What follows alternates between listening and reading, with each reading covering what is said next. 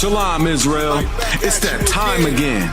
The ISUPK, under Commanding General Yahana, presents the Lord's 57th Annual Passover. That's right, the Lord's 57th Annual Passover, April 4th, 2026, in Houston, Texas. All Black, Hispanics, and Native Americans are commanded to observe the Lord's Passover. This will be the biggest Passover to date. You do not want to miss this. Fresh lamb, fresh wine, and bitter herbs as commanded by the Most High. Only $200 per person, ages 17 and up. The biggest event of the year. There is only one Passover, and it's under Commanding General Yahana. See you there, Israel. Shalom. Train for war, men of war, and warlike apparel. Prefer our leaders, can't get between us. Watch where you stepping. Call my can't bleed and request me. Just call my can't bleed and request me. Just call my can't bleed and request me. Call my can't bleed and request me. Just call my. From a spark to a flame, it burns bright, like the feeling. Shalom, So, news just in. Costly Array will be the official corsage vendor for the Lord's 57th Annual Passover this year and hopefully to continue in the future. So I thought I would show you mine. I've got mine on the gold setting with the red rose. Obviously the red rose is for married sisters, and this is to let everybody in the room know that you are very much off limits. They also come in the white rose like this, and then there's a few other variations of the red rose. And yeah, I also got mine a little bit customized. I added a K for my husband's initial, but I absolutely love this piece. Like, I wear this piece when it's not the Passover, like. So yeah, I love this down. Obviously, if you want custom orders, if you want to add initials or anything extra like that, you will need to get your order in early. I'm talking like today early. But yeah, see you guys at the Lord's 57th Annual Passover. Shalom. From a spark to a flame, it burns bright, like the feeling when you finally got my name right. Like a star in the dark, you provide light. Yeah, this could turn into something if we align right. I see you trying to change your life cause you want better. What I'm convinced in 6 months better is together. A story written for the ages, so in this short time, let's be open books. Explore pages like, are you down through all the changes? Jah finds out I'm an Israelite. I lose weight.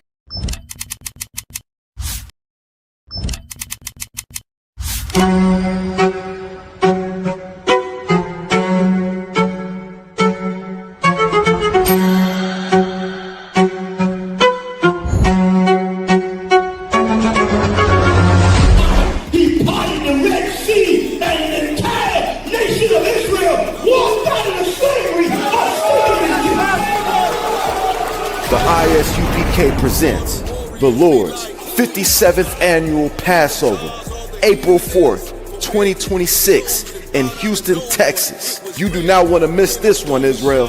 Shalom. And all the warriors be like,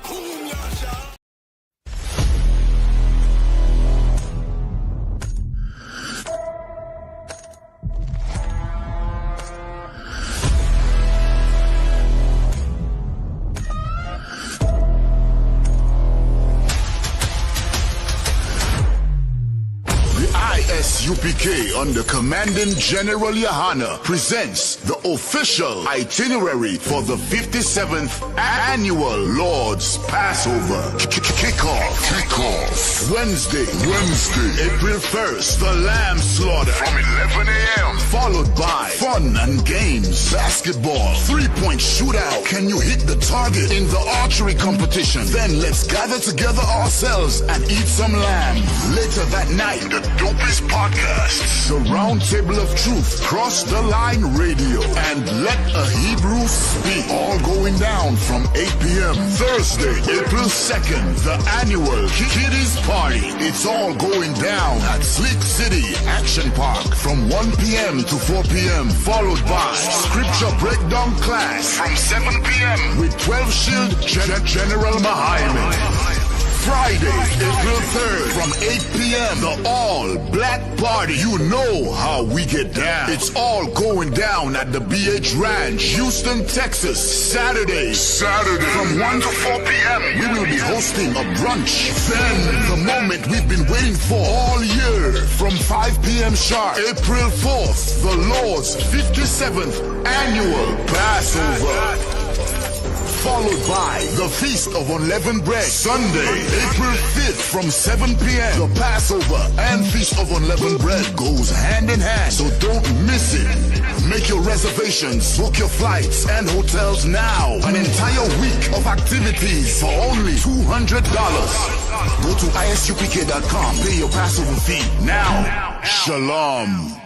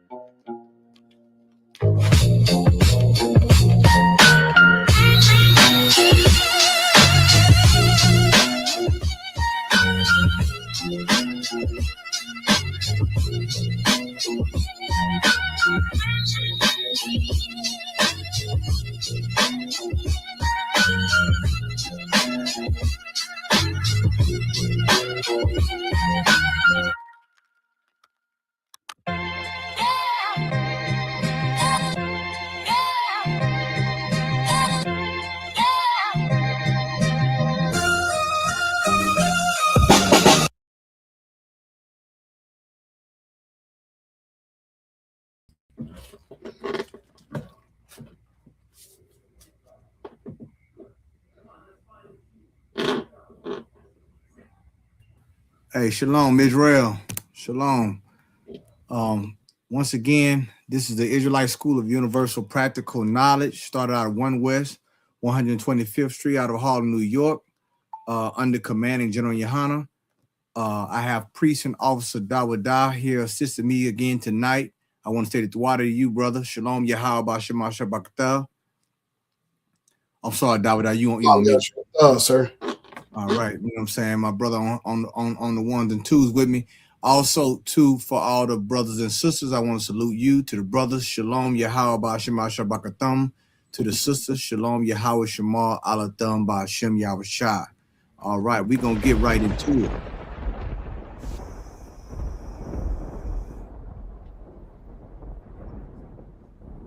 We back at it again, UPK, yours truly.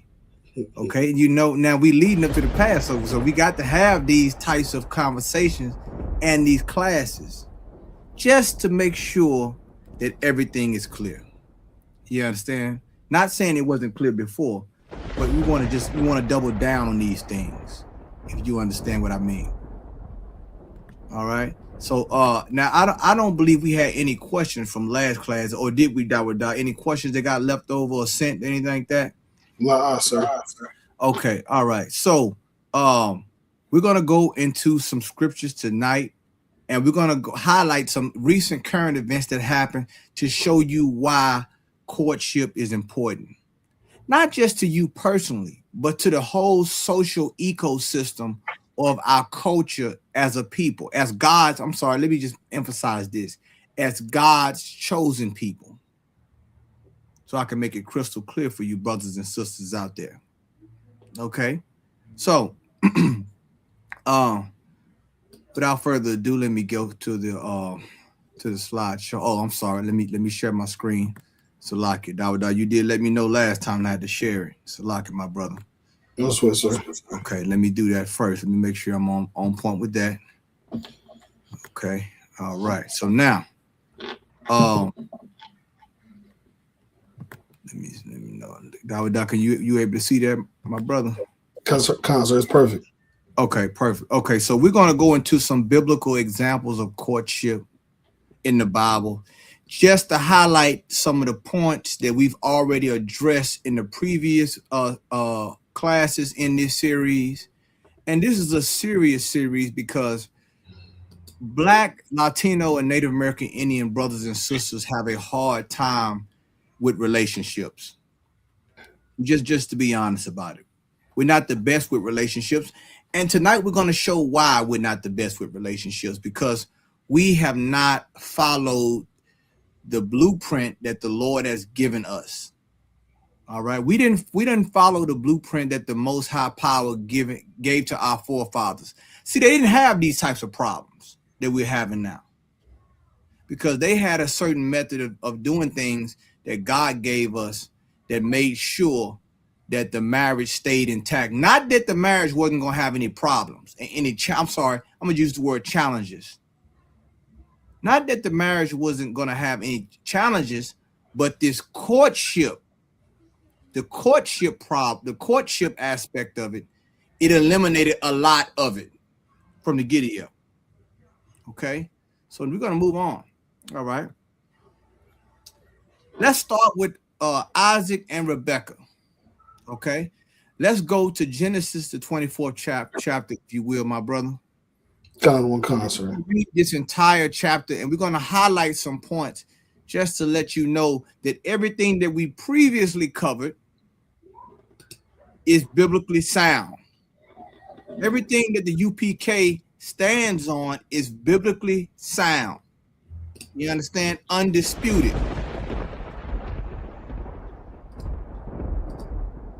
All right. You want me to read from the slide first, or let's read from the let's go to the chapter, and we're gonna come back to this. Come on, concert. It's the book of Genesis, chapter 24, verse 1. And Abraham was old and well stricken in age, and the Lord had blessed Abraham in all things. This is talking about our patriarch of the nation, Abraham. All right. This is who the Lord built our nation off of. All right. The covenant with Abraham. This is the promise of that land, and everything that's entitled to be an Israelite come from Abraham through the Most High. All right. This is our forefather. All right. This is our patriarch. Okay. So now Abraham is up in age. Okay. He has Isaac. Go ahead. Count one concert, verse 2. And Abraham said unto his eldest servant of his house, that ruled over all that he had, put, I pray thee, thy hand under my thigh. Go ahead. Verse 3. And I will make thee swear by the Lord. Right. So the reason he had him do that, because this is a serious task he's getting ready to perform. Right. Among all of the other tasks that he had to perform, this right here, he entrusted him with this right here. Why? Because this involves his son and the future of his house. Okay? Go ahead, my brother. Come on, sir. The most high power of heaven and the most high of the earth, that thou shalt not take a wife unto my son of the daughters of the Canaanites, among who I dwell. You see that? So he's telling this servant I'm not gonna let my son take a daughter, even though they around me, they close by. The Canaanites are close by, they in close proximity. But I'm not gonna let my son marry the daughters of a Canaanite. So what do we have here? We have preference. Huh? Sir. He's making the son not making a decision. This is the first tier of the vetting process. My son not gonna marry no daughter of no Canaanites, among whom I dwell. Go ahead. Come on, sir. Verse 4. But thou shalt go unto my country and to my kindred, and take a wife unto my son. You see that? He's telling him. What does that mean? He's not marrying outside of his race. See that? If it was about, it don't matter who you can be with, why is he saying this? Because Abraham knew something that the Lord showed him. Do you understand? This is how you know the Lord was dealing with Abraham. And this is wisdom. Why? Because another woman of another race is outside of our culture. Another man, African, if a woman try to marry, one of our sisters try to marry an African, it's outside of our culture. Not something we're supposed to do. The Canaanites were Hamites. Keep going, my brother. Down with sir. Verse 5. And the servant said unto him, peradventure, the woman will not be willing to follow me unto this land. Must I needs bring thy son again unto the land from whence thou camest? Go ahead. Verse 6. It's like verse 6. And Abraham said unto him, beware thou that thou bring not my son thither again. Go ahead. So he's talking about the transport of his son. Go ahead. Verse 7. The most high power of heaven, which took me from my father's house and from the land of my kindred, and which spake unto me, and that sware unto me, saying, unto thy seed will I give this land, and he shall send his angel before thee, and thou shalt take a wife unto my son from thence. You see that? You understand that, right? So he's telling him the angel is going to guide him, right, in this process. So meaning this, he's saying right here, the Lord God of heaven took me from, he's talking about how he got took from his father's house, right? From the land of his kindred, right? And the Lord told him he gonna give this land unto his seed. Okay, go ahead. Time on, sir. Verse 8. And if the woman will not be willing to follow thee, then thou shalt be clear from this my oath. Only bring not my son thither again. Right. So meaning this, the son not going. You get what I'm saying? The son gonna stay with me. I want you to go carry out this order. All right. If she's not willing to go, you free from this oath. Y'all see that, right? So Abraham has strict instructions on how to deal with this situation. And he wanted his eldest servant, his most trusted servant, to carry this out. And the servant gave his word. Go ahead. Now, once again, we still talking about court now. Huh? This is the arrangement. He's getting everything together here. Okay. Go ahead, my brother. Verse 9. And the servant put his hand under the thigh of Abraham, his master, and swore to him concerning that matter. Mm-hmm. Verse 10. And the servant took 10 camels of the camels of his master and departed, for all the goods of his master were in his hand. And he arose and went to Mesopotamia unto the city of Nahor. Right. That's where Isaac's future wife is from. Go ahead. Verse 11. And he made his camels to kneel down without the city by a well of water at the time of the evening, even the time that women go out to draw water. Now check this out. It show you he was skilled. He went there. Why did he go to where the well of the water was? Because in the evening time, that's where all the women came to draw water. You see that? So he knew where to go to broaden his chances on finding who Abraham said he wanted him to find. Right. Right? So he sit there, got his camels, kneeled down by the well of the water. Now the women now is in the evening time. The women, they come in to get water for many different various reasons. Some to wash dishes, to wash clothes, even to wash themselves, take back home to their family, right? So this was a community thing, all right? They all come into the well to get water. Go ahead. Kind of sir. Verse 12. And he said, O most high power of my master Abraham, I pray thee, send me good speed this day, and shew kindness unto my master Abraham. He's praying to the Lord that he able to carry out his oath unto Abraham. Go ahead. Verse 13. Behold, I stand here by the well of water, and the daughters of the men of the city come out to draw water. Mm-hmm. Verse 14.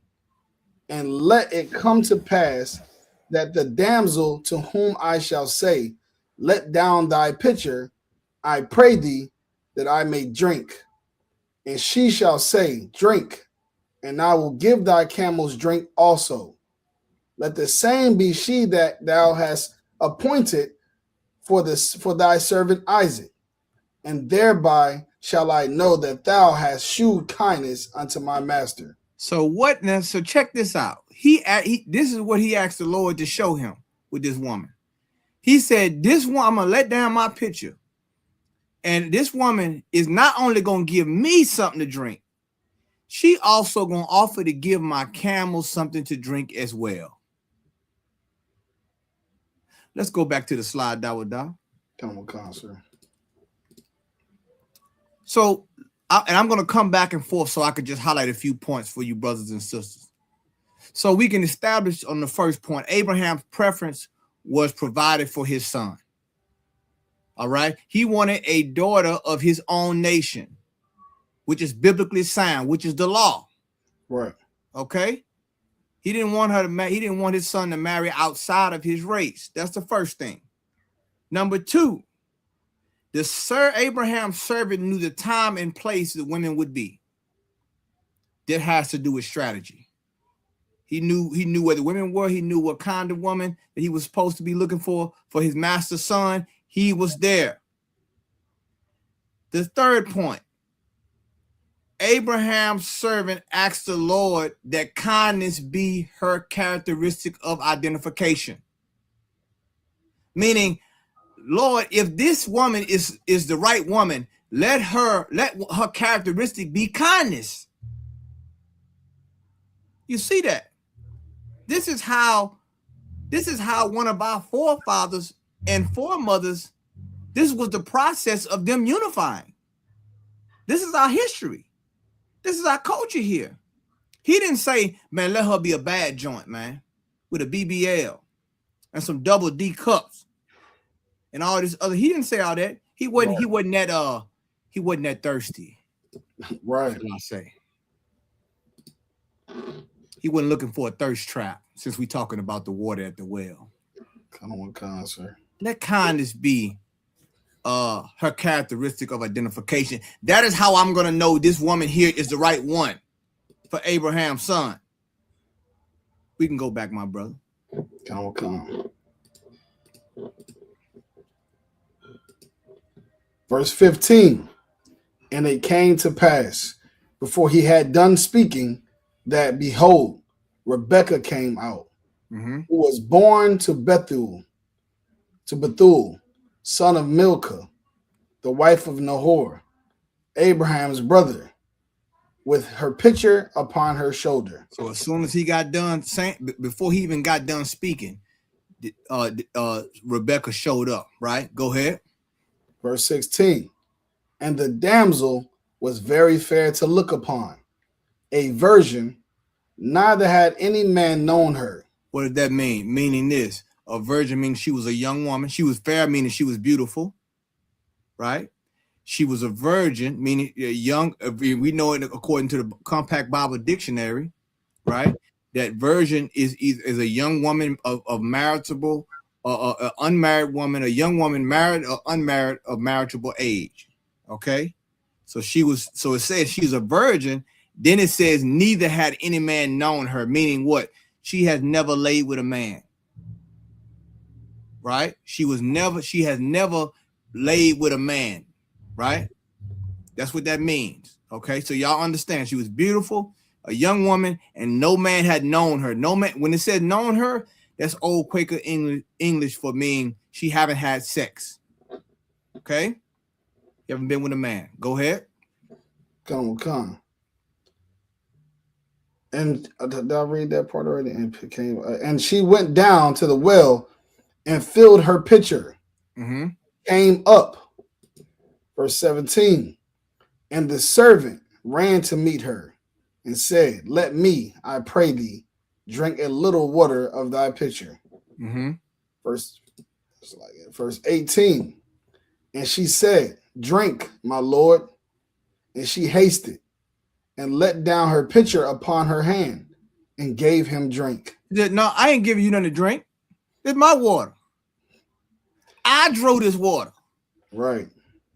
You a man. Why don't you draw your own water? Right. That part. Huh? Mm-hmm. I ain't no. Hold up, David. Hold up now.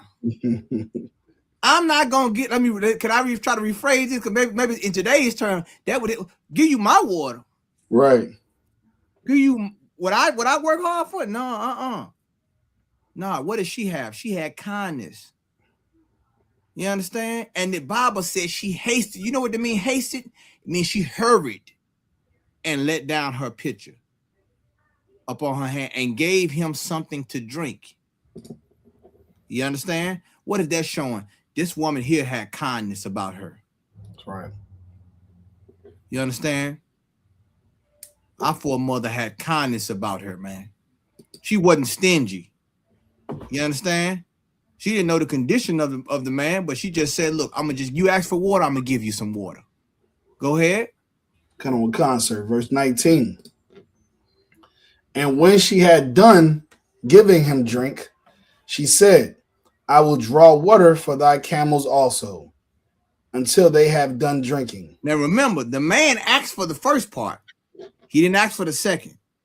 She offered to feed the camels. Remember his prayer. Mm-hmm. Remember his prayer. He said that I'm gonna ask her that she'll give me drink and then give the camels drink. He didn't say, okay, can you get the camels something to drink? She offered and said, you got I'm gonna give the camels some water too. That's important, sisters. That's important. I want y'all to pay attention to that. We're talking about courtship. We're talking about characteristics. This is what gets a woman chose. Like they want to try to say, pick me. Right? This what gets a woman. This is what a righteous man and what the Lord blesses in a courtship. This right here is the qualifier. We're talking about the qualifying things here. Right. Okay. And this servant was wise enough to know what to ask the Lord for. Because this is his master's son. Go ahead. Verse 20. And she hasted and emptied her pitcher into the trough and ran again unto the well to draw water and drew for all his camels. Come on. Verse 21.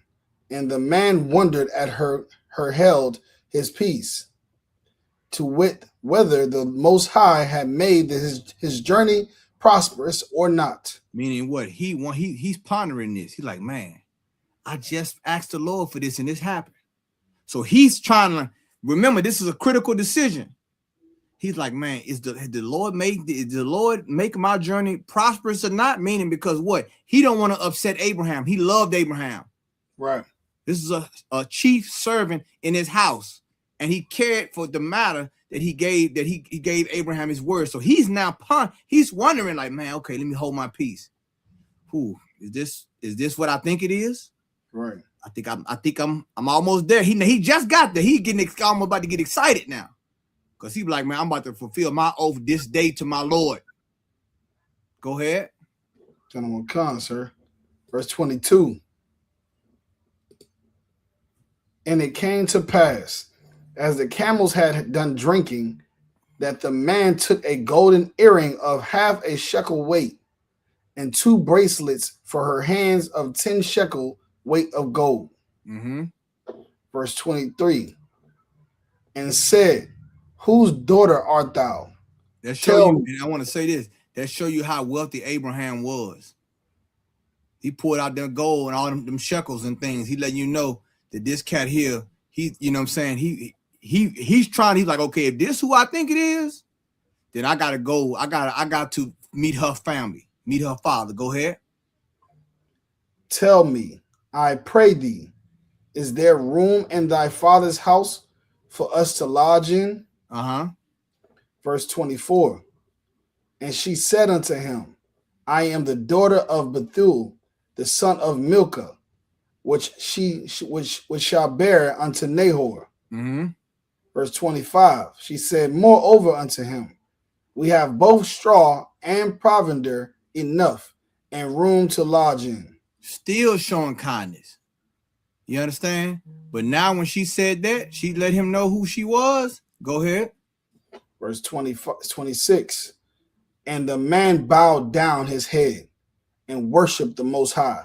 And why did he worship the Most High? Because the Lord now has granted this process to move forward. This courtship process.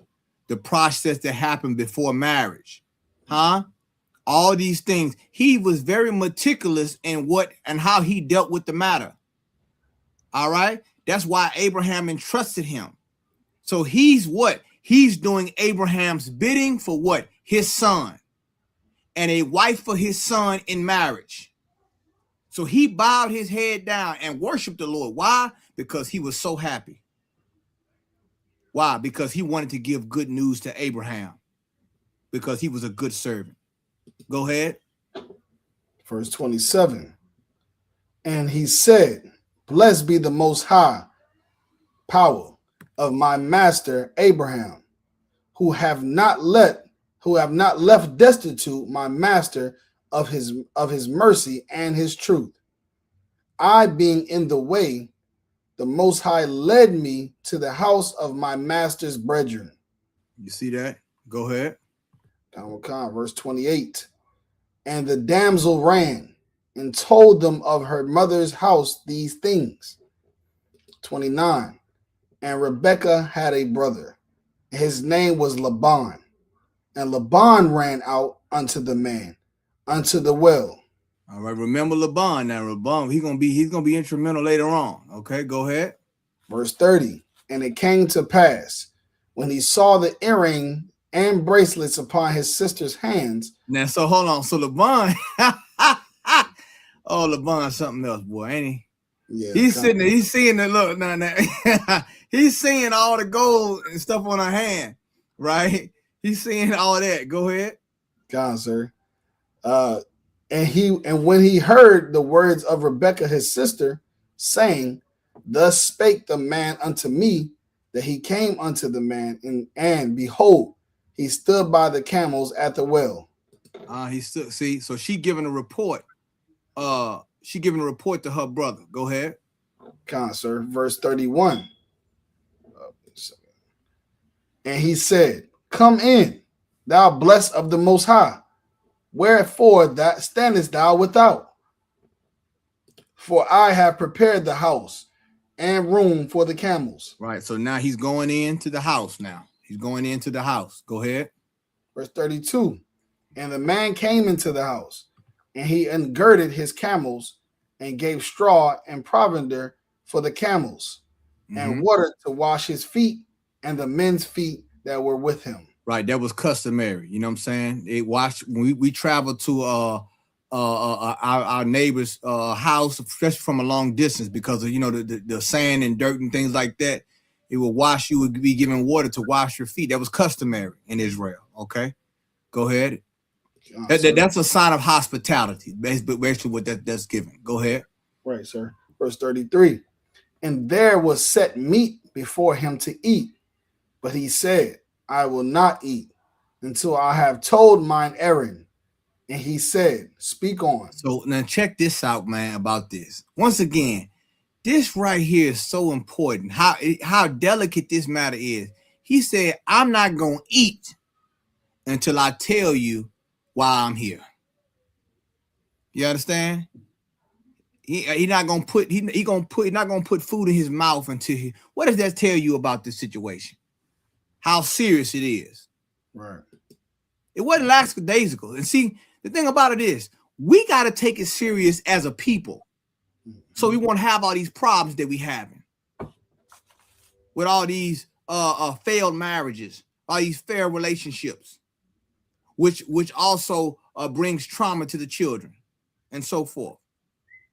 He took this matter serious, and you better take it serious as well if you plan on courting a brother and sister in ISUPK. In general. Okay, go ahead. Come on. Verse 34. And he said, I am Abraham's servant. Verse 35. And the Most High have blessed my master greatly, and he has become great. And he have given him flocks and herds and silver and gold and men servants and maid servants and camels and asses. So he giving a report of, hey, remember Abraham left a long time ago. Now he's reintroducing, this servant's reintroducing him. Okay. Abraham, your family member, the Lord has blessed him greatly with many of things. Go ahead. So the sister made a comment. Go ahead.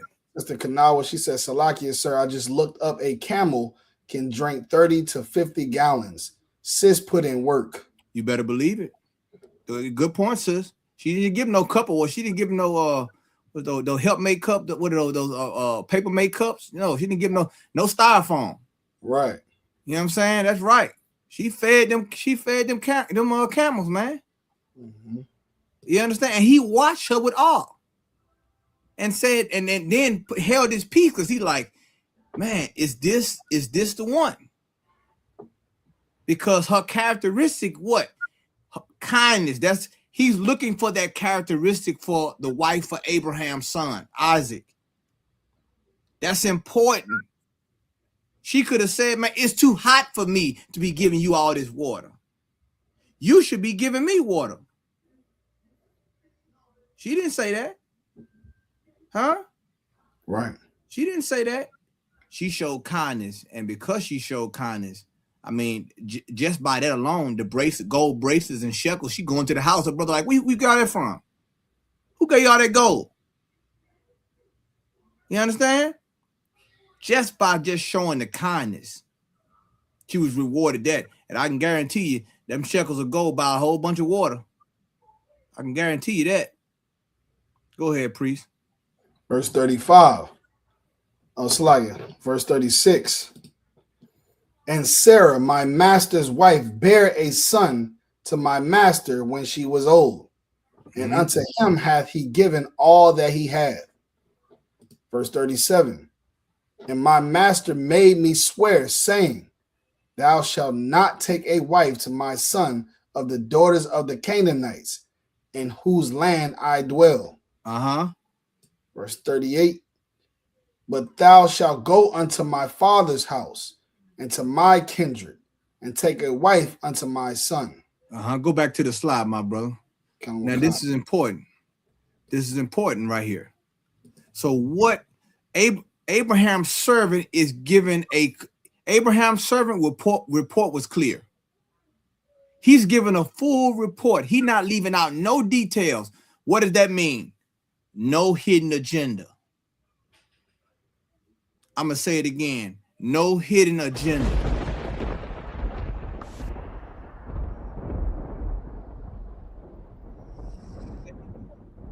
I'm here. This is what was told. He didn't leave out no details. So there's no hidden agenda on what he's trying to accomplish. And if there's no hidden agenda, there is no hidden fees. Right. Count on Wakan, sir. Okay? No hidden fees. So he let him know, this is everything that I'm telling you. This is Abraham. This is his son. This is, you know what I'm saying? This is who his son is. I'm letting you know what I'm supposed to do. I'm letting you know what he told me. I'm telling everything, laying everything out to you. I'm not trying to be undermining with this situation. Let's go back, my brother. Come on. Verse 39. And I said unto my master, peradventure the woman will not follow me. Verse 40. And he said unto me, the Most High before whom I walk will send his angel with thee and prosper thy way. And thou shalt take a wife for my son of my kindred and of my father's house. You see that? The Abraham, because he had doubt, Abraham assured him the angel's going to walk with you. You understand? Go ahead. Come on, sir. Verse 41. Then shalt thou be clear from this my oath, when thou comest to my kindred, and if they give not thee one, thou shalt be clear from my oath. Go ahead. Verse 42. And I came this day unto the well, and said, O most high power of my master Abraham, if now thou do prosper my way which I go. And listen, he even told him the prayer. He could have kept that private. He giving them detail. Am I right, Dawada? He going detail for detail. I sure wish we'll give some details. I sure wish Israel would do a lot more of that when it come to courting. Giving the details to each other. Giving the details to the general. That's important. I think they call it transparency. That's the word for it. He's making sure the family knows exactly where he stands and where Abraham stands. That's important in the courtship. That's important in the decision-making process. Go ahead, my brother. Come on, sir. Verse 43. Behold, I stand by the well of water, and it shall come to pass that when the virgin cometh forth to draw water, and I say to her, give me, I pray thee, a little water of thy pitcher to drink. Verse 44. And she say to me, both drink thou, and I will also draw for thy camels. Let the same be the woman whom the Most High have appointed out for my master's son. Verse 45. And before I had done speaking in my heart, behold, Rebekah came forth with her pitcher on her shoulder. And she went down unto the well and drew water. And I said unto her, let me drink, I pray thee. And check this out. Now, you know, I don't know, y'all know. You ever seen a whale, man? A whale gets deep. You got to wind that thing. Come on, man. She probably had to use two hands to wind that thing, and then he get up to the top, and as soon as the water get there, can I have some to drink, sis? Now he watching you. Hold on, let me. I'm trying to make it real, God, sir. I'm trying to make it real, so they can understand. God. I can't make it no more real than what it is. He watching her do the work, and then after the water get to the tip top, she's like, okay, I finally got it. Excuse me, sir, you mind if I get some of that water? Huh? Oh, God, I'm thirsty. And she said, you know what? No problem. Yes, my lord. Here's some water. And matter of fact, these your camels, I'm going to get the camels water. Huh? See, sometimes a lot of sisters in the world, I'm not talking about in the UPK, because in the UPK, we teach sisters how to show kindness. But a lot of sisters in the world, they don't have this characteristic. And which is why they get overlooked by the right kind of man. Huh? And a lot of times the brothers in the world, don't know what kindness is and how to look for kindness, so they end up picking the wrong woman. You see? Kindness, selflessness. These are things that pre-qualify you for a righteous courtship. You understand? Let's go, my brother. Come. Verse 46. And she made haste and let down her pitcher from her shoulder and said, Drink, and I will give thy camels drink also. So I drank, and she made the camels drink also. Verse 47. And I asked her and said, Whose daughter art thou? And she said, The daughter of Bethuel, Nahor's son. And wait, hold on. Did he ask her? What did he do? Who did he ask Dawadah? He asked her, who's what? Whose daughter art thou? You see that? That's important. That's important for you brothers. Try to find out who's the father or who's her head. In the UPK, who's her camp leader? Huh? Because that's important. Before he went any further, whose daughter art thou? That's important. Go ahead. General Khan. Whom Milcah bare unto him, and I put the earring upon her face and the bracelet upon her hands. He didn't waste no time. Once he heard that there, take these earrings, take these bracelets, they're yours. They're yours. There's a gift. They're a gift. Go ahead. Verse 48.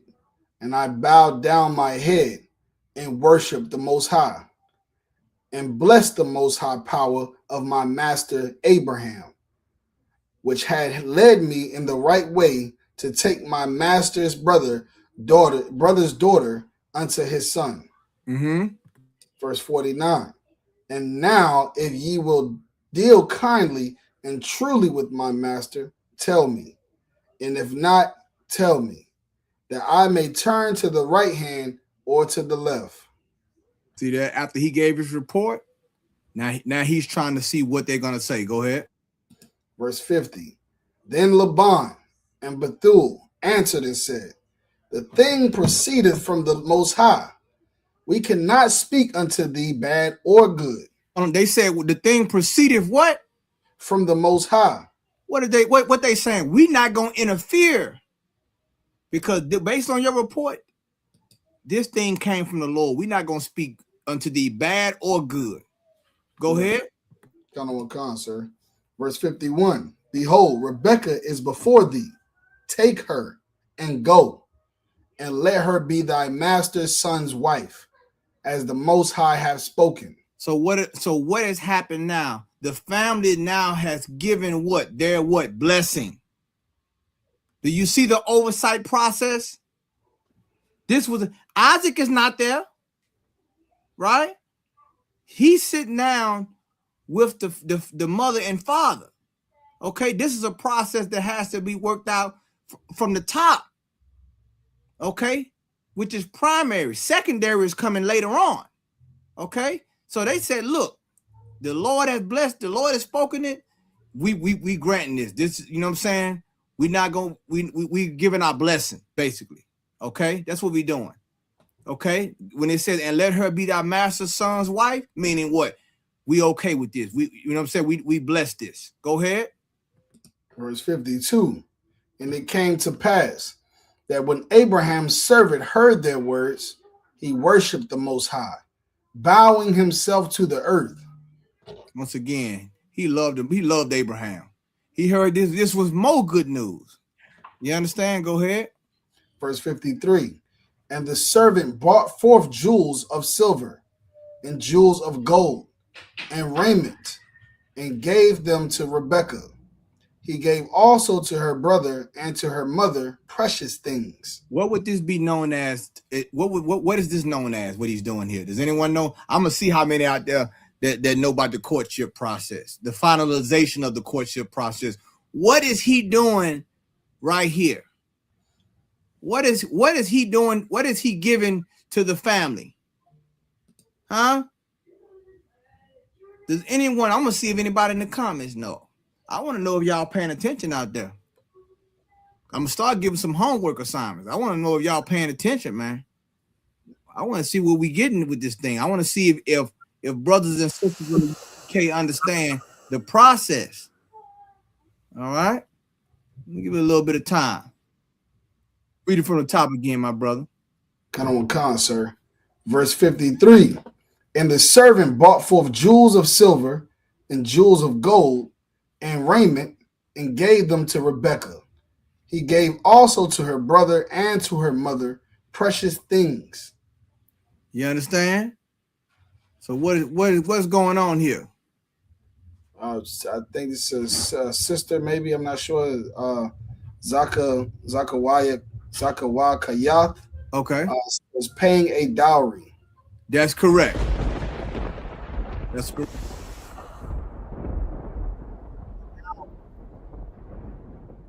Is it now? Meaning what? He's not gonna leave them empty handed. He's paying that dowry. You see that? Go ahead. Con, sir. Verse 54. And they did eat and drink, and he and the men that were with him and tarried all night. Right, meaning they stayed all night. They ate, they drank, they had a feast, and they stayed all night. Go ahead. And they rose up in the morning, and he said, send me away unto my master. Verse 55. And her brother and her mother said, let the damsel abide with us a few days, at the least 10. After that, she shall go. So the mother and brother was like, let her stay, a little bit longer, 10 days. But go ahead. And verse 56. And he said unto them, hinder me not, seeing the Most High hath prospered my way. Send me away that I may go to my master. Right, meaning he's saying, I can't wait. We can't wait no 10 days. Because guess what? He didn't want nothing else to happen. He got the message. He didn't want to come back and saying, Abraham, they told me to wait 10 more days. He's like, please, let her, you know what I'm saying? Let's not hinder me on this, please. You know what I'm saying? Seeing the Lord has prospered his way. Go ahead. Verse 57. And they said, we will call the damsel and inquire at her mouth. Now, here we go. We will call the what? The damsel. And inquire at her mouth. Now, this is the second tier. This is the secondary level here. Y'all see that, brothers and sisters? Now that the parents have spoke to Abraham's servant and the arrangement and everything has been agreed upon, then they brought in who? The damsel. They brought in the damsel. You understand? They brought in Rebekah. And they said, inquire at her mouth, meaning what? We're going to see what she wants to do. Go ahead. Come on, sir. Verse 58. And they called Rebekah and said unto her, wilt thou go with this man? And she said, I will go. There you go. There you go. Meaning what? She agreed to this. See how that worked? Y'all see how that worked, brothers and sisters? After that, now, okay. Now, do you want to go? Do you want to take this young man's hand in marriage? She said yes. Okay, well, the deal is sealed now because we done our part. We know all the details. You understand? We know the report. There is no hidden agenda. No hidden fees. She said, I will go. Shalom. Let's keep going, my brother. Verse 59. And they sent away Rebekah, their sister, and her nurse, and Abraham's servant, and his men. All right, so now they back en route to Abraham's camp. Go ahead. Territory. Verse 60. And they blessed Rebekah and said unto her, thou art our sister. Be thou the mother of thousands of millions, and let thy seed possess the gate of those which hate them. You see that? And not only that, that's a future prophecy as well. Mm-hmm. You understand? Because Abraham, what did it say? Abraham gonna be the father. You know what I'm saying? Like his seed gonna be like the sand of the sea, Right. stars of heaven. You know what I'm saying? Abraham's seed was Isaac. You understand? So we seeing the progenitor of how this thing gonna work. Right. They're blessing her because she's getting ready to be a wife now and a mother. You understand? Go ahead. Down, sir. Verse 61. And Rebekah arose, and her damsels, and they rode upon the camels and followed the man. And the servant took Rebekah and went his way. Verse 62. And Isaac came from the way of the well Lahariel, for he dwelt in the south country. Verse 63. And Isaac went out to meditate in the field at the eventide. Right, in the evening. So in the evening, he out there meditating. Go ahead. And he lifted up his eyes and saw, and behold, the camels were coming. Come on. Verse 64. And Rebekah lifted up her eyes, and when she saw Isaac, she lighted off the camel. She jumped. Well, you know what lighted off the camel mean? Mm-hmm. You understand? Go ahead. Sir. Verse 65. For she had said unto the servant, what man is this that walketh in the field to meet us? And the servant has said, it is my master. Therefore she took a veil and covered herself. Now hold up. Come on now. Now she uncovered herself, Dawada. And covered herself. General Muhammad said something that was so heavy, man. And I still think about it. He said a woman has to be a mystery. Like she covered herself, took a veil and covered herself. What? Meaning what? She know that this is the one she's going to be engaged with. But she still has some what? She still has some chasteness about herself. Huh? To show what kind of woman she was. We talking about one of the mothers of Israel right now. Took a veil and covered herself because she's getting ready to meet her future husband. You understand? Go ahead. Come. Verse 66. And the servant told Isaac all things that he had done. Verse 67. And Isaac brought her into his mother Sarah's tent and took Rebekah. And she became his wife.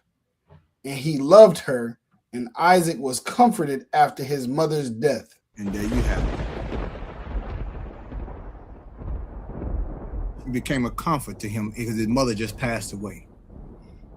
You understand? He brought her into his mother Sarah's tent, and he consummated what? The marriage. Okay? Do y'all see the process? Do you see how things have to be done? And this has to be done nationwide. Okay?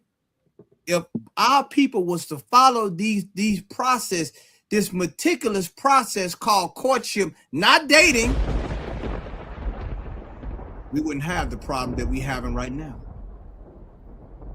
Commander General Yohana has instituted this and made sure that these rules are in place in the Israelite School of Universal Practical Knowledge. And we are supposed to be an example for those who are without the truth. This is very, very important. Okay? Let's go back to the slide, my brother. Come on, sir. Let's do a recap. Okay, so now we got Abraham, Genesis chapter 24, the 24th chapter. We're talking about Isaac and Rebekah's courtship. Abraham provided a preference from the beginning, which was for his son, meaning the type of woman his son would be able to marry, to engage with. He gave his orders to the servant. The servant knew the time and place the women would be. Okay? The servant also asked the Lord that kindness be her characteristic of identification. How will I identify her? I asked the Lord to show me that she's kind. The Lord showed him that. You understand? At the well. Okay. Next, Abraham's report was clear to the family. He let them know who sent him, why he was sent, and his goal. There was no hidden agenda. There was no information, even down to his prayer. It was no information withheld when it came to this courtship. No hidden agenda, no hidden fees. Okay. The next point. After the family of Rebekah agreed to the terms, they asked Rebekah what she desired as well. Remember, I brought out earlier in the earlier classes that it's a two-tier vetting system that we have in the Israelite School of UPK.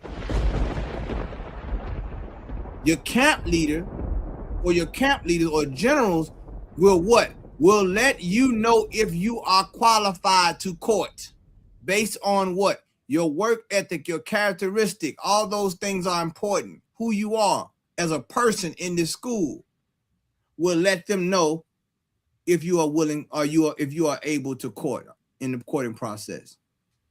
This also applies for brothers who have daughters and sons. Is your job to do exactly what was done here. To make sure everything is done in decency and order. You can hold that scripture right there, David. Put that to the side, in decency and in order. Because I want y'all to understand there's an order to this. And organization makes it organic. That's what makes it organic. What the world is doing is not organic. They having an orgasm, but it's not organic. Okay? We're talking about the law of nature, how things are supposed to be. Remember, we brought out how even nature has a process of courting. I'm going to keep bringing it out about the hummingbirds and how they sing songs. And in the song, it's not only giving their height, their weight, and whatever the case, it's giving them their mind chart as well. To know, should I engage with this other bird? Give me that scripture, David, in decency and order, my brother. General Khan, it's the book of 1 Corinthians, chapter 14, verse 40. Uh-huh.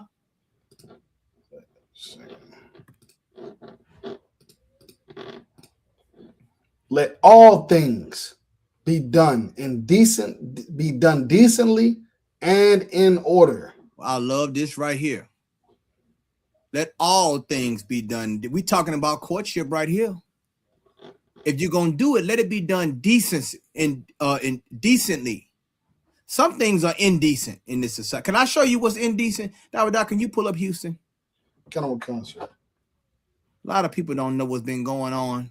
But I've been following a lot of things came across my desk. Shout out to David and all the brothers out there in Houston as well. I was in Houston this past week, this weekend. And some things came across my desk before I can get out the goddamn state. Okay?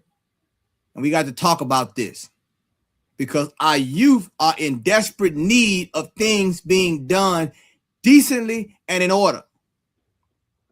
And because we have strayed away and forsaken the oracles of the Lord, we are having the problems that we having today.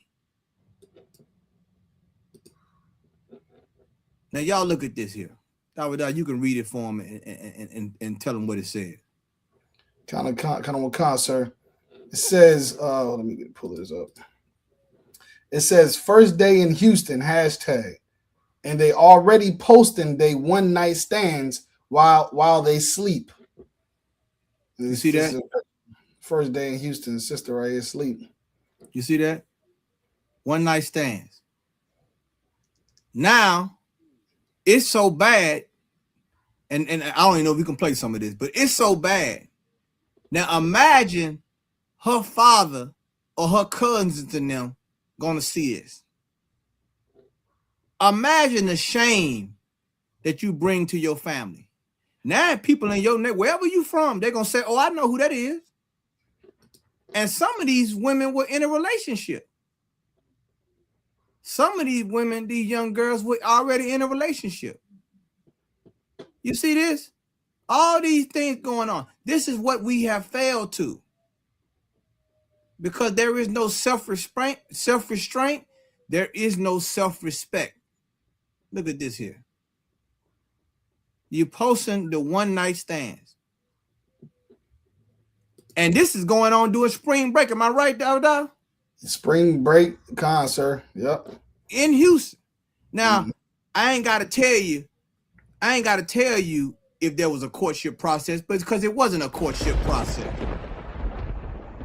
You should see some of the comments. This is what's going on with this is the future of our nation. And this is why it's so important that we do what we're supposed to do in the Israelite School of UPK. Here you have it, sisters. And let me tell you something. There's some X-rated stuff that got shared too. Am I right, David? We're not gonna post that online. There's other stuff that got shared as well. Sir. And it's disgusting. Right. You understand? But you know what happens? This is what you know what they call that, David? They call that dating. That sister right there. Now she woke up and now she done went viral. For being what? Easy. Sir. For being easy. And now she has earned a reputation that's going to follow her for a long time. Imagine how her father has to deal with that if he's around. Her mother. Her relatives. Courtship is important because this process is important because what? It kept honor with the family. It kept the family honor intact.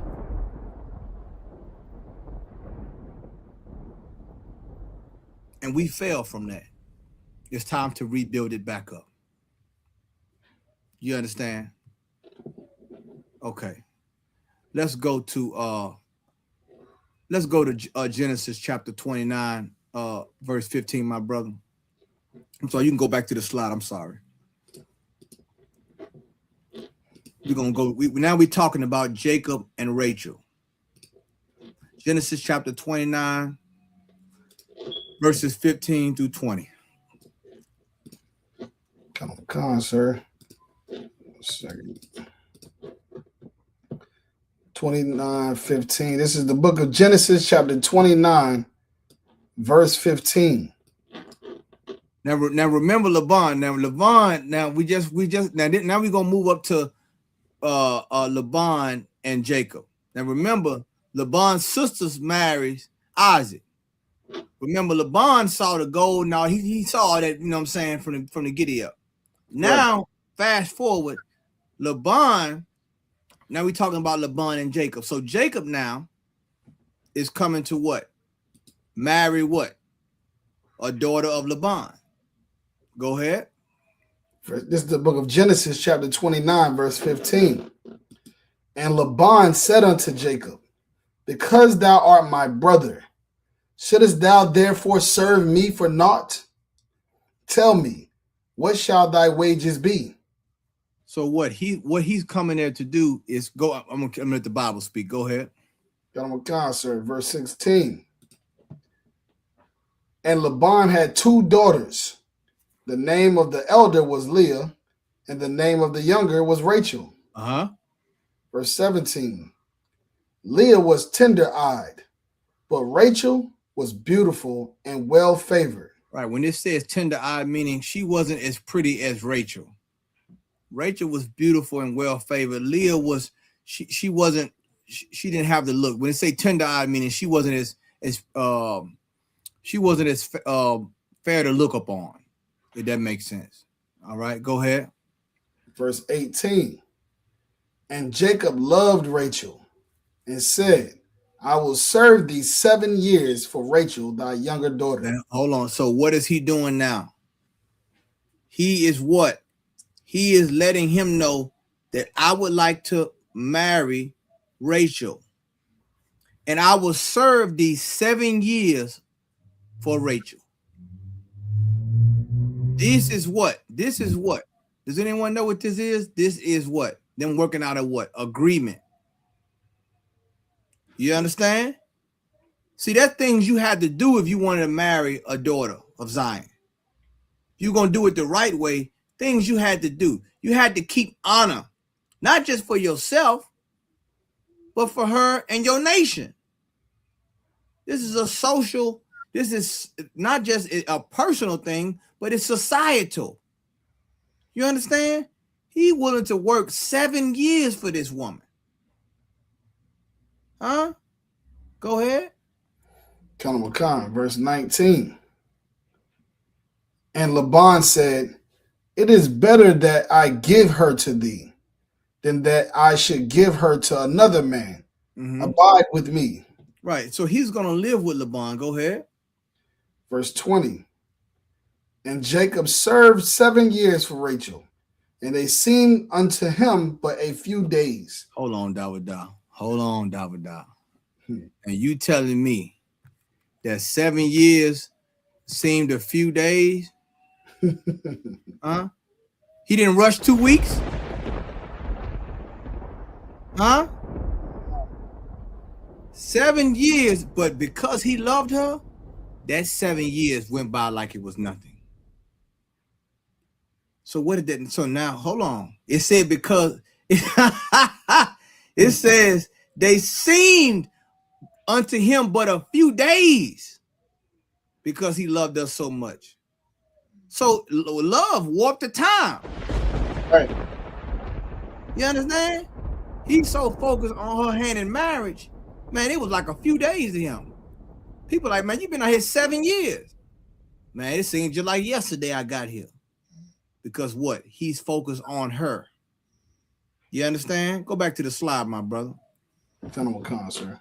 This is important. Now, this is the Bible I'm reading. Am I right, Davidah? Khan. I want to make sure I'm not reading. I'm going to make sure he ain't no simp. Right? Right. I mean, I don't, you know, I know society like to say, you know, there's some simp, but this ain't no simping right here. Right. Khan, sir. There's some manhood here. Huh?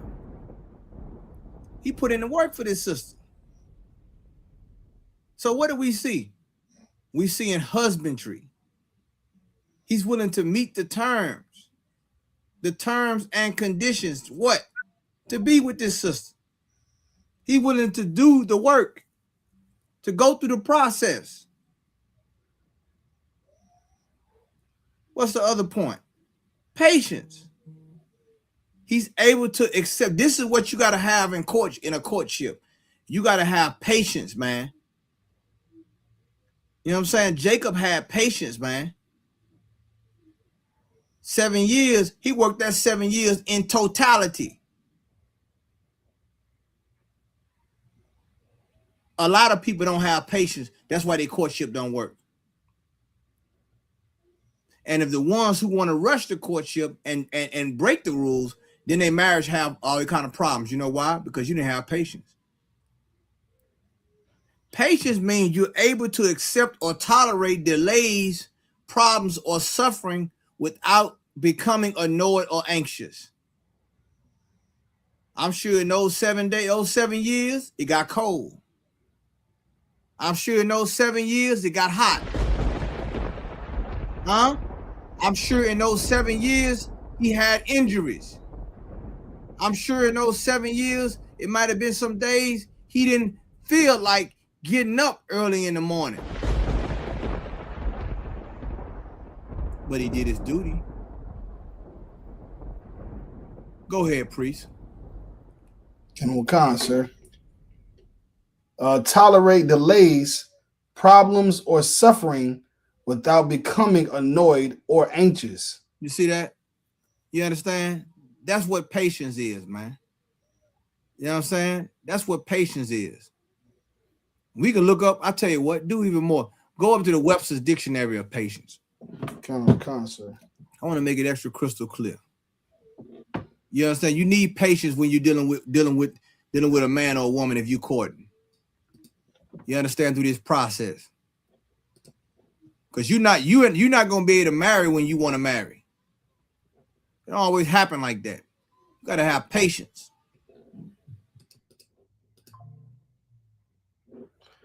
This is a Webster's Dictionary definition of patience. It says the capacity or habit or fact of being patient. Well, let me see. You want me to just go to patient or? Yeah, I'm sorry. Go to patient. I'm sorry. Okay, kind of a concern. Enduring pains or trials calmly or without complaint. You see that? Also, acting with calm.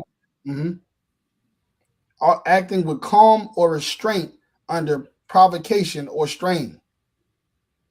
You see that? Enduring pains, trials calmly without complaint. You understand? That's what you got to have. You need this not only in a courtship, you need it in a marriage. That's right. Which one? This is the prerequisite. Okay, let's go back to the scripture, my brother. Kind of a con, sir.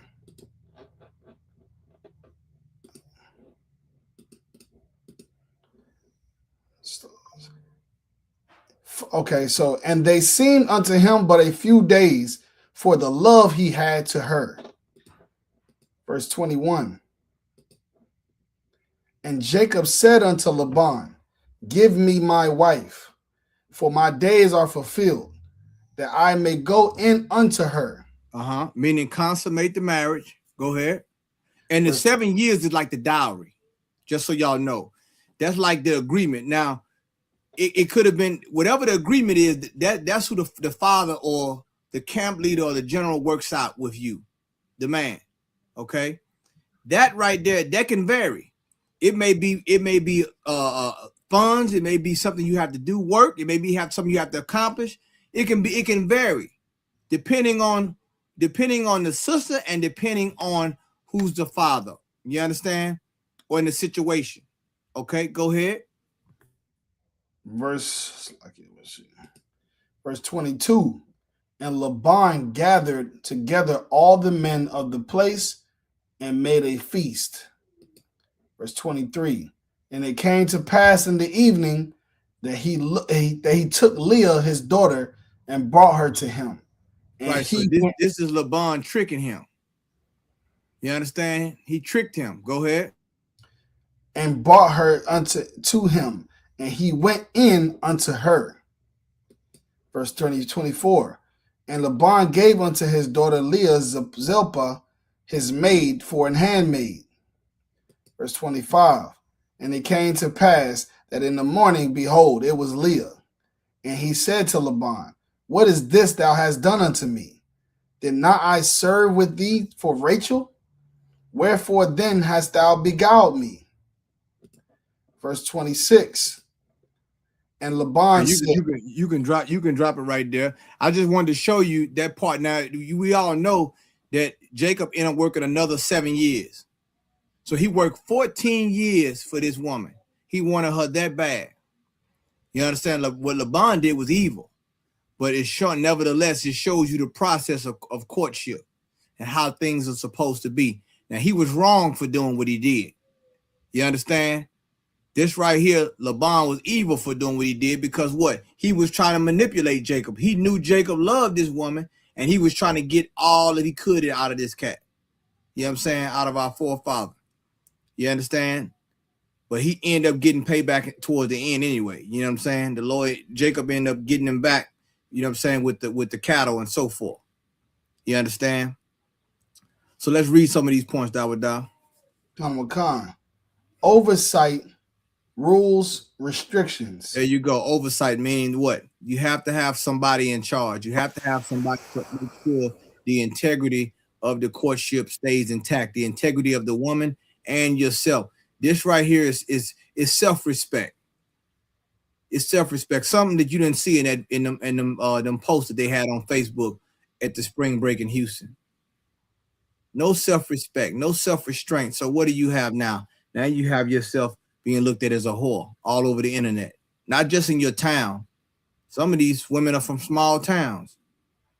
Now, not only the pastor gonna see it, everybody gonna see it. Not that the pastor's somebody important, but everybody gonna see your grandmother.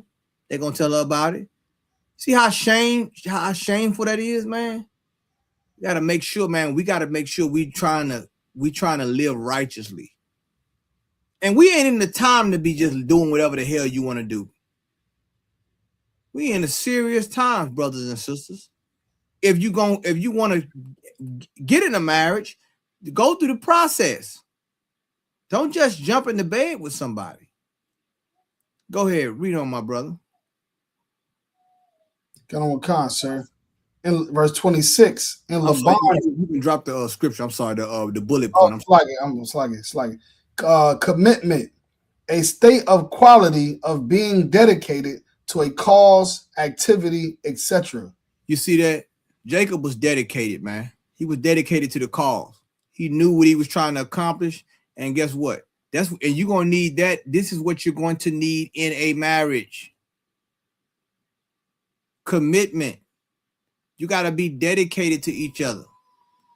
You understand? You got to see it through the good times and bad, man. You can't be just right here doing whatever the hell you want to do. You understand? There's rules to this thing, man. I like a lot of brothers say it's levels to it. Yes, levels and it's rules. Come. A lot of people think it ain't no rules. You could be far from the truth. There's rules to this. There'll be rules if it was your daughter. Hold up. Right. If it was your daughter, there'd be rules, wouldn't it? So why not treat this sister the same way as if it was your daughter? You understand? That should change your perspective on how you deal with sisters. You understand? Because would you want a man just to deal with your daughter any kind of way?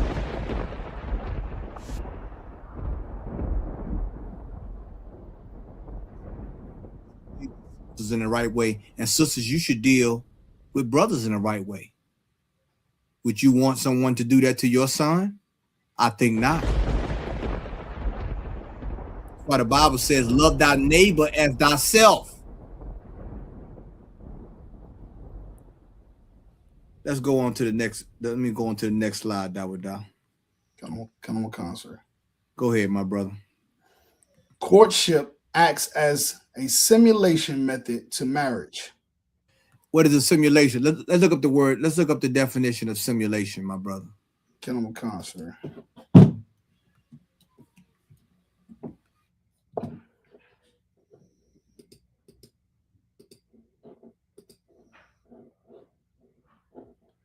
It's a definition of simulation out of the Webster's Dictionary. It says here, the act or process of simulating a sham object or counterfeit. I'm not sure. The imitative representation of a functioning of one system or process by means of the functioning of another. Type in simulate. Let's see what that if that gives us a better one. Come on, concert. To give or assume the appearance or effect of, often with the intent to deceive. Go ahead, go down. To make a simulation of something such as a physical system. Okay, that's more like it. The physical system. Okay, so meaning this, the simulation is like, it's almost like a testing phase.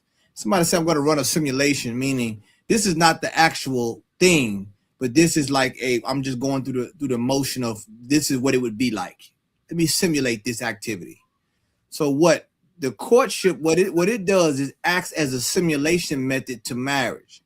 So meaning this, in the courtship, you're gonna have those conversations. You're gonna have those talks about this and about that, and things that you like and things you don't like, all those things. And there's a time period where you're spending with each other without sex. Remember, courtship is you establishing a relationship without sex. Sex is not permitted in a courtship, okay? That breaks the courtship, because what do we know? Sex is marriage according to the Bible, okay? Keep going, my brother. Come on, concert.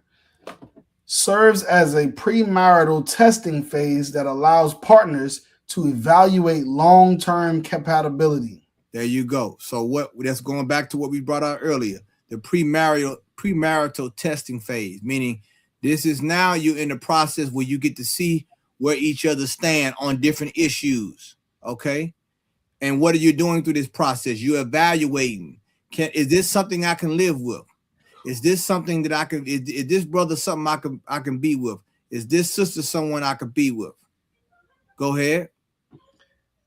Acts as a developmental, social, and emotional screening process. And that's also another part of the courtship. You know what I'm saying? It develops you as a couple together, and it helps the social ecosystem that we have in this nation. The more courtships we have, the less problems, issues we're going to have as far as dealing with men and women. Okay, you're going to have issues, but if we have more courtships, people taking their time and going through the process to evaluate people's emotions, that emotional screening process, I mean, that's like top. I mean, it's up there because some people need medication. Mm-hmm. Can I be honest tonight? Some brothers and sisters need medication. Some brothers and sisters, they need, you got to evaluate their emotions. Some people are emotionally unhinged. And you're going to need to evaluate instead of just having sex with them. And then you be like, I didn't know that. Well, of course you didn't know it. You just hopped in the bed. Right. Of course you wouldn't know it. You're just having sex. Did those women in that are those men in them videos and women in them videos, did they know they was gonna take pictures of them and record? I guarantee you they didn't, because they sleep. By the time it hit the internet, they're gonna say, well, I didn't know you was gonna do that. Well, of course you wouldn't, because you didn't want to court. You just wanted to have sex. And now you're on World Star Hip Hop. Keep going, my brother. Got on concert. Use this time to align views on critical areas such as career paths, children, finances, etc. This is another point. This time of what? Courtship. Now you got to see where each other's views are. When they say critical areas, meaning what? Your finances, if children, if you want to have children, if you don't want to have children, how does your career path align? All these different things, etc. All these different things are important. This is the time now. A lot of people like to have this conversation after the marriage. Did you know that? You want to talk about all these things after the marriage. You're working backwards now. Now you got to work twice as hard, because you can't go anywhere now. Right. So now use this time. Don't rush the time. Use this time. Go ahead, my brother. It may also involve the dynamic of interacting with your partner's previous children or other family members, depending on the circumstances. Y'all hear that? So this is another point that I had to bring out. I want you to understand this. Have the hard conversations, have the uncomfortable conversations now. Do it now. Be transparent. Remember, the servant gave all the details. No hidden agenda. Don't lie. Be honest with each other, because this is involving the rest of your life together. Don't nobody want to feel like they've been defrauded. Right. Don't no male or female. Don't nobody want to feel like you tricked me. You said this in the courtship and you changed it up. Don't do that, because the Lord sees it and he will not bless your marriage. Okay? You in the truth, speak the truth, live the truth. You understand? This is important to all you brothers and sisters that plan on moving into a courtship or solidifying your courtship in marriage. Now, Doc, can you pull up the other one about how the teen girls back in the day used to wear certain symbols and things, or the collars and things like that? The one I sent you.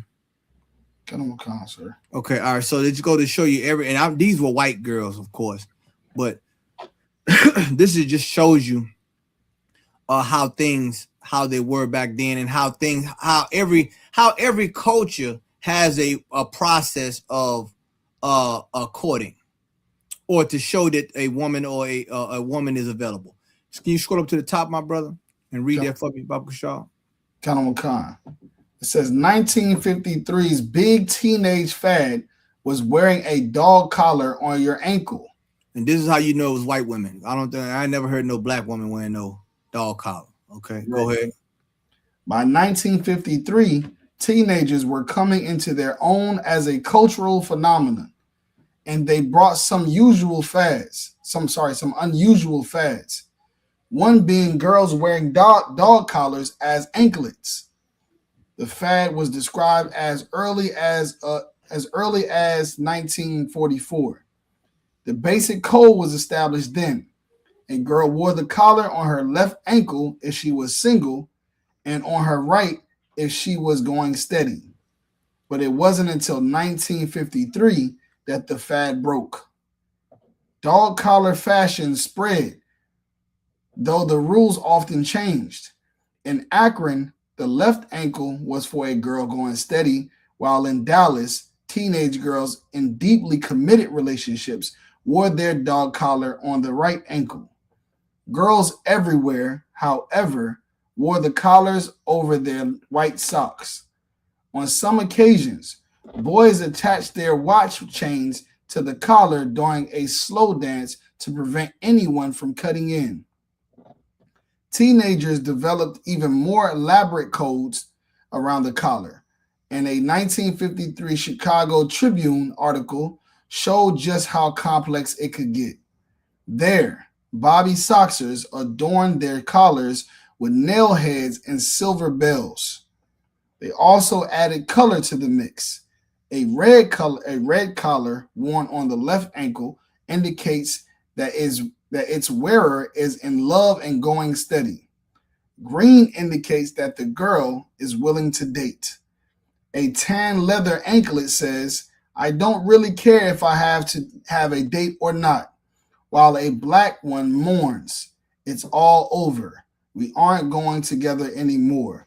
You see how these things are, how culturally, how these things are in other cultures, and how people look at a courtship and if a woman is available, which is why, going back to the ISUPK, which is why this Passover, man, that your sisters that's single, that's available, you're gonna have a white corsage on. And the sisters that are married, you're gonna have a red corsage on. But we don't do wear the dog collars. You understand? But we have a more traditional and more upstanding way to show when a woman is available or not. You understand? But I wanted Dawada to read this just to show you. Now you think about today's term with our youth. This is why it's so important that they come into the Israelite School of UPK, because we have to get back to us being a nation. We have to get back to us being in order, in decency and in order. Can you get me the scripture, Dawada, where it says, seek the old path? Come on, sir. We gotta make sure that we are on the same page, brothers and sisters. You understand? We got to make sure that we're serving the Lord and doing what God said to do. Otherwise, we're gonna keep having these problems like what's happening at spring break, not just in Houston, but all over the United States.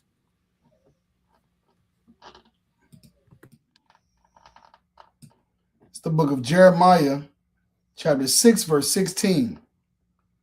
Thus saith the Most High, stand ye in the ways, and see, and ask for the old paths, where is the good way, and walk therein, and ye shall find rest for your souls.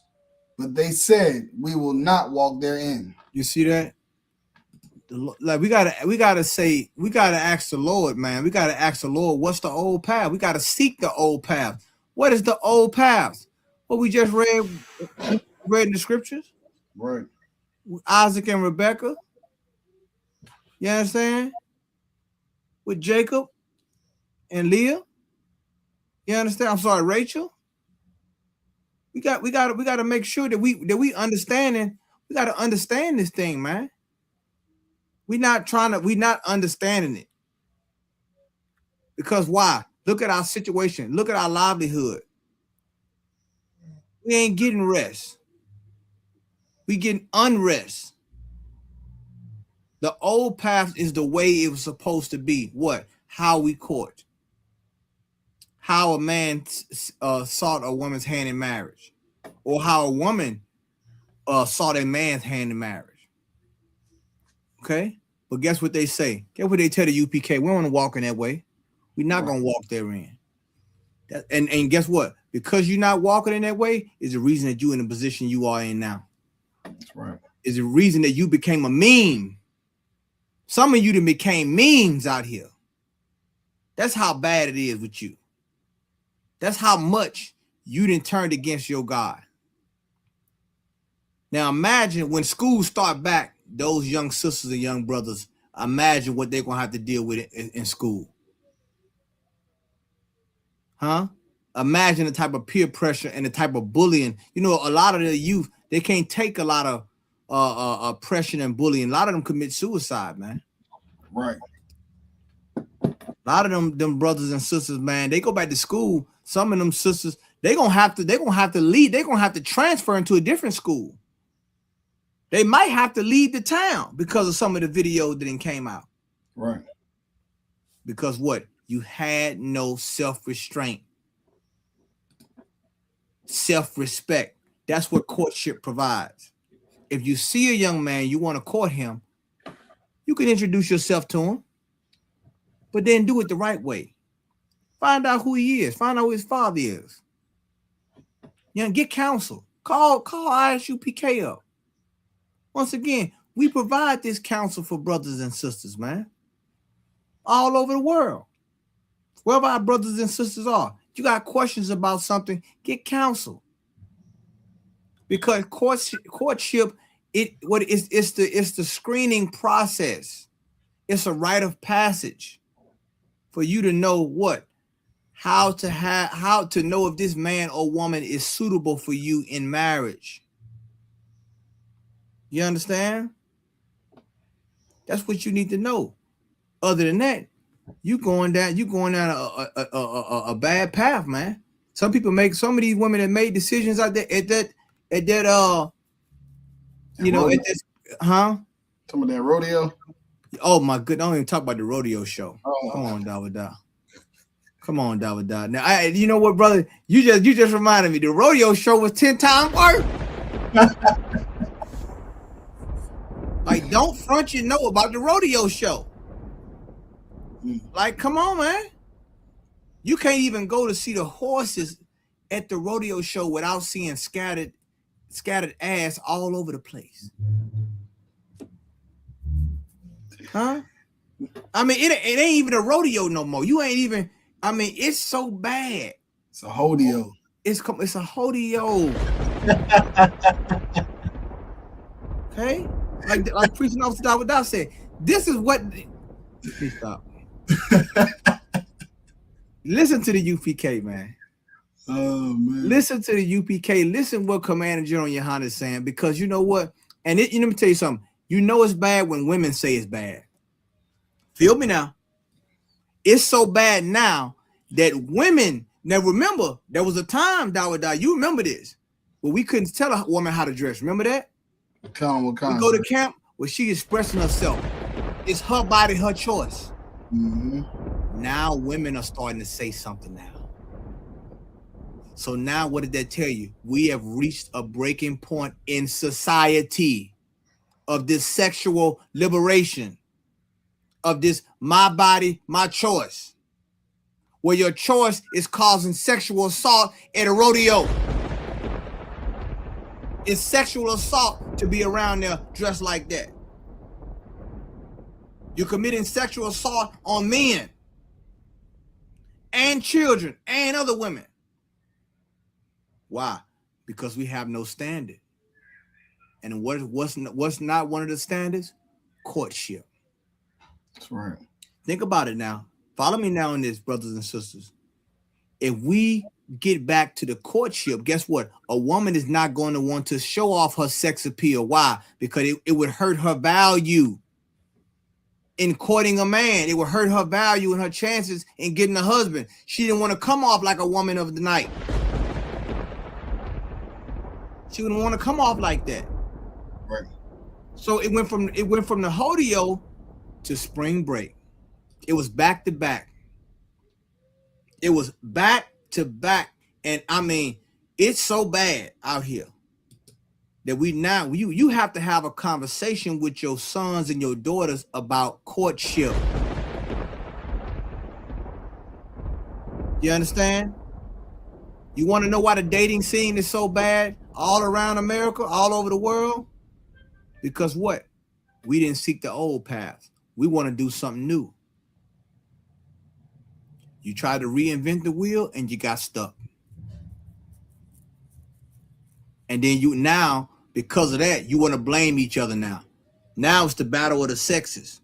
Right. Both failed. Both didn't do what was supposed to get done. You understand? The Lord gonna judge both. Adam ain't just get kicked out the garden. Eve got kicked out of where all of them got kicked out. Am I right, Dawada? On God, sir. Eve didn't just get kicked out. Adam didn't just get kicked out. They both got kicked out.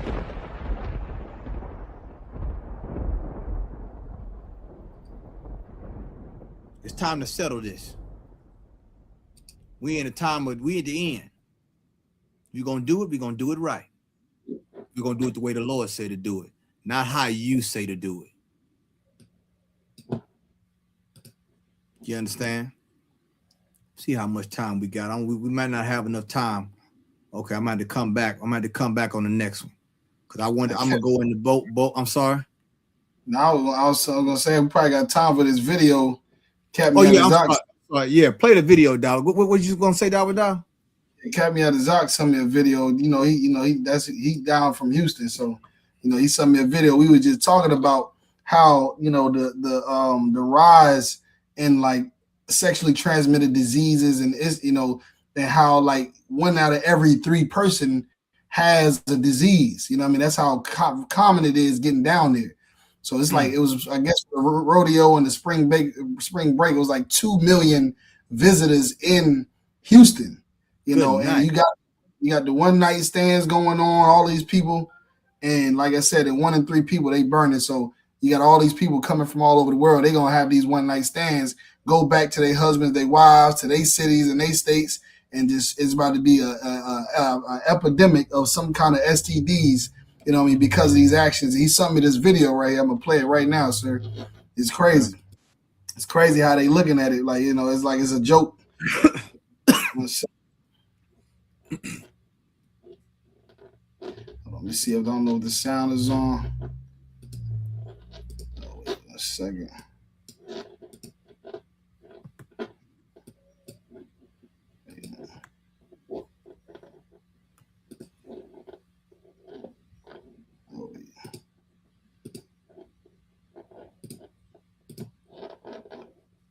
Are you able to hear it, sir? Yeah, right now. We don't leave. Yeah, I can hear it. We ain't complete the mission. Exactly. You gotta leave this motherfucker burning at least twice. Gotta be burning. Feel me?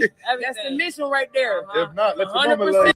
Yeah, I'm trying to tell y'all right now. If we don't leave Houston with an STD, we ain't complete the mission. Exactly. You gotta leave this motherfucker burning at least twice. Gotta be burning. That's the mission right there. Please tell me this AI down. Sir, it's real. Like, did you hear that, brothers and sisters? Dawud just said it's not AI. So meaning your goal is to get an STD. Your goal is to be out here burning. And not just you burning, you want to burn other people. Let me tell you something about courtship. Courtship is what you need to save your lifeline. Right. That's what you need. And I know a lot of young brothers out there, because I was young before too. I was 18. I wasn't always this. I was 18 before. And I know how it is when you have your testosterone. I know how same thing with you sisters out there. You out there, you're going through your hormonal changes, and you know you want to do all, but you better understand. You better have some restraint about yourself, and you better understand and control yourself out here. Don't be out here trying to sleep with everybody. You shouldn't be sleeping with nobody. Why? Because you ain't going through the courtship. All the STDs, and let me tell you something. When you start to have so many types of STD, they start to morph into other things. You understand? Say virus, man. So we got to deal with this, man, the right way. The next class, I'm gonna go into Boaz and Ruth. Okay, we're gonna get into that because I want to show you the dynamics of this thing, man. Ain't no way of getting around it. You understand? What they should be doing in Houston is coming to the Passover and saying what way the Lord wants us to live. So it's going down in Houston right now, all kind of evil that's going on. And they putting it out online like it's a joke, but it's not. But you know what? You got to blame the parents. You got to blame who's their parents, huh? That's the first thing. That's the first thing the servant Abraham said. Who's your parent? Who's your father? That's what we got to start asking these kids. Who your father is? Who your mother is? What's their name? What city they in? They let you carry on like this? You understand? Like this can't be going on because guess what? We out here being destroyed, man. And we destroyed because we are led by our lust. A person that don't want to go do it the right way is led by their lust. And your lust will always destroy you if you let it take over you. Priest and Officer Dawadah just showed the video, man. What's it going to be, brothers and sisters? You want to date or you want to court? Courting is way much safer, and it's ordained by the Lord.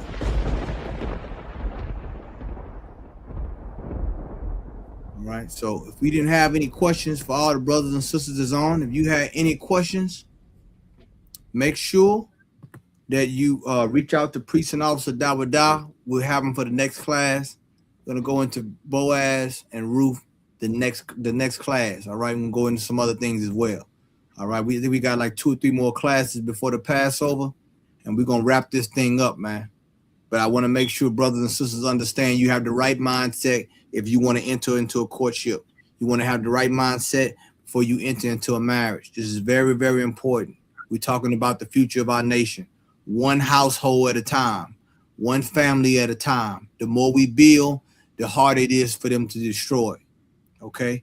With this success, let me tell you something. Every time that we have a successful marriage, a brother and sister do it the right way, do you know we get stronger as a nation? That's right. Do y'all know that, brothers and sisters? Especially our young brothers and sisters.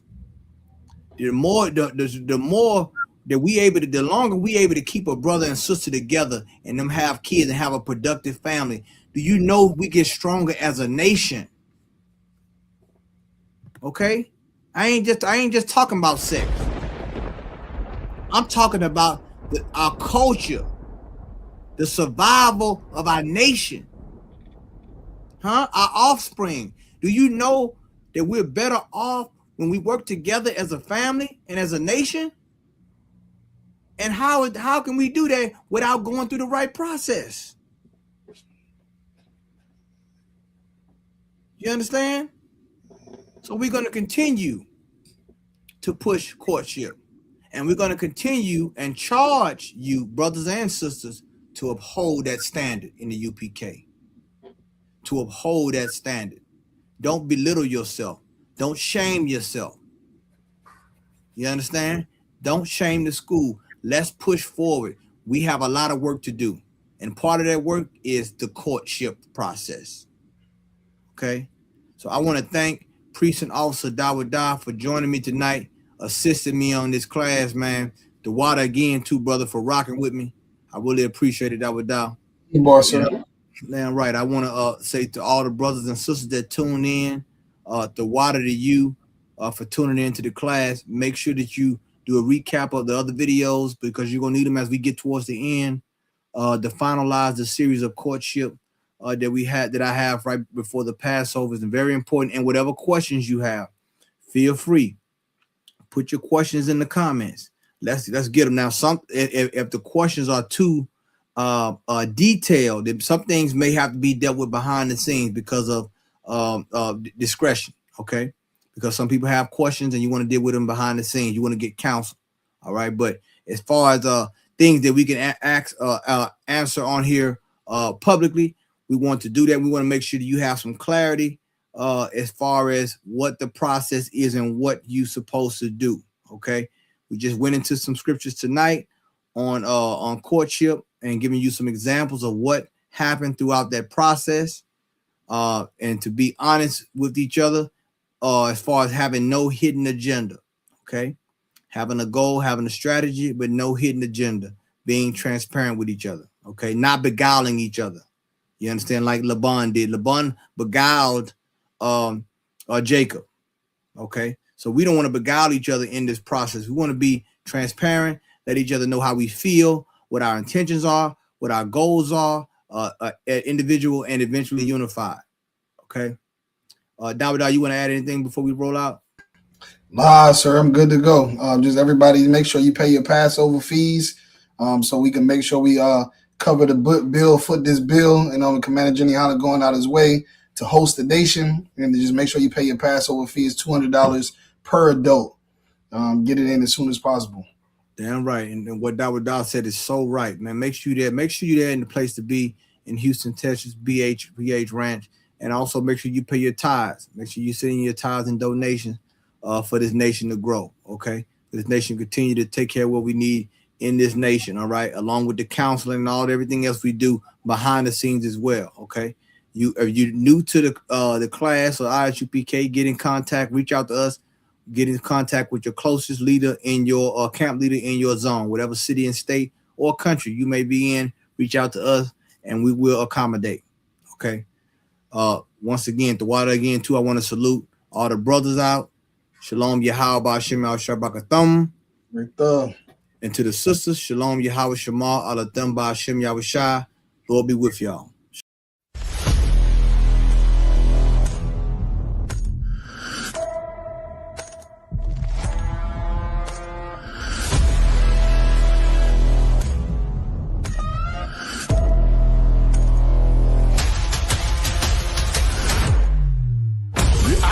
UPK under Commanding General Yahana presents the official itinerary for the 57th Annual Lord's Passover. Kickoff. Wednesday, April 1st, the Lamb Slaughter from 11 a.m. Followed by fun and games, basketball, 3-point shootout. Can you hit the target in the archery competition? Then let's gather together ourselves and eat some lamb. Later that night, the dopest podcasts, the Round Table of Truth, Cross the Line Radio, and Let a Hebrew Speak. All going down from 8 p.m. Thursday, April 2nd, the annual Kiddies Party. It's all going down at Slick City Action Park from 1 p.m. to 4 p.m. Followed by Scripture Breakdown Class from 7 p.m. with 12 Shield General Mahayman. Friday, April 3rd from 8 p.m. the all-black party. You know how we get down. It's all going down at the BH Ranch, Houston, Texas. Saturday from 1 to 4 p.m. we will be hosting a brunch. Then the moment we've been waiting for all year from 5 p.m. sharp, April 4th, the Lord's 57th Annual Passover. Followed by the Feast of Unleavened Bread. Sunday, April 5th from 7 p.m. The Passover and Feast of Unleavened Bread goes hand in hand, so don't miss it. Make your reservations, book your flights and hotels now. An entire week of activities for only $200. Go to isupk.com, pay your Passover fee now. Shalom.